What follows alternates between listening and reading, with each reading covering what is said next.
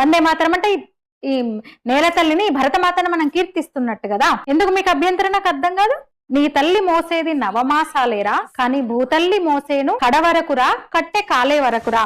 ఈ భూతల్లి భూదేవి మన భరతమాత కట్టె కాలే వరకు కూడా మళ్ళీ ఇందులోనే ఉంటాము. కట్టె కాలిన తర్వాత కూడా మనం అందులోనే లీనమైపోతాం. మళ్ళీ చెప్తున్నా, దాదాపు 7-8 ఇన్సిడెంట్స్.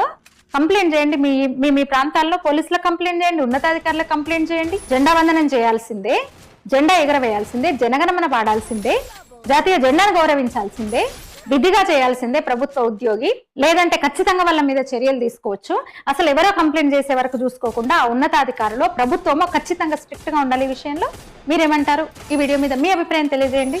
లైక్ చేయండి, షేర్ చేయండి, ఛానల్ని సబ్స్క్రైబ్ చేయండి. ధన్యవాదాలు. భారత్ మాతాకి జై.